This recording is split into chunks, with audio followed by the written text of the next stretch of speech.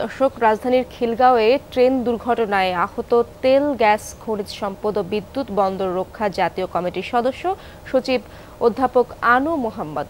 এ বিষয়ে বিস্তারিত জানাতে ঢাকা মেডিকেলে আছেন সহকর্মী আখলাকুস সাফা। সরাসরি যাচ্ছি তার কাছে।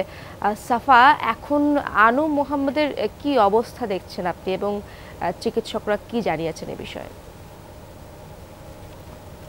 সাফা, নিশ্চয়ই আপনি শুনতে পাচ্ছেন। এখন আনু মোহাম্মদের কি অবস্থা? ইয়েতেই আছেন, অধ্যাপক আনু মোহাম্মদ জরুরি বিভাগেই আছেন এবং সেখানে তার হাতে বাম পায়ের যে 5টি আঙ্গুল সবগুলো আঙ্গুলই কাটা পড়েছে।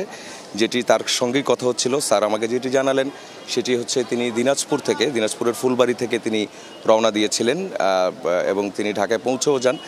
খিলগাঁয়ের যেই ক্রসিংটি আছে সেই ক্রসিংয়ে কিছুটা ট্রেন স্লো করেছিল এবং তখন তিনি সেখান থেকে নামতে গিয়েছিলেন এবং নামতে যেয়ে তার বাম পাটি আসলে ট্রেনের চাকার নিচে পড়ে যায় এবং সেখান থেকে তাকে খুব দ্রুত উদ্ধার করে ঢাকা মেডিকেল কলেজ হাসপাতালে নিয়ে আসা হয়েছে। এখানে আমরা যেটি দেখলাম যে তার ব্লাড স্যাম্পল নেওয়া হয়েছে এবং অর্থোপেডিক্স এবং বার্ন ইনস্টিটিউট দুইটি ডিপার্টমেন্টে মিলে তার চিকিৎসা হবে।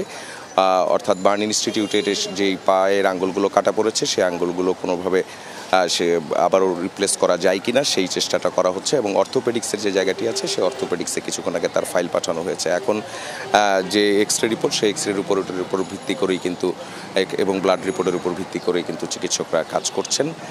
ওই দুইটি বিভাগ যেটি আছে সেই দুইটি বিভাগ থেকে ক্লিয়ারেন্স আসার পরেই কিন্তু পরবর্তী যে চিকিৎসা সেই চিকিৎসা শুরু হবে। এরই মধ্যে তার যারা সহকর্মীরা সেই সহকর্মীরা কিন্তু ঢাকা মেডিকেল কলেজ হাসপাতালের জরুরি বিভাগে তারা এসে ভিড় করেছেন এবং তারা সবাই যে বলছিলেন যে এরকম অনিরাপদ একটি জায়গা থেকে তিনি কেনই বা নামতে গেলেন, অথবা সব কিছু মিলিয়ে এক ধরনের একটা আলোচনার মধ্যে চলছে। যদিও এরপর থেকে আনু মোহাম্মদ স্যার তিনি এখন আর কোনো কথা বলছেন না, তিনি কিছুটা রেস্টে আছেন।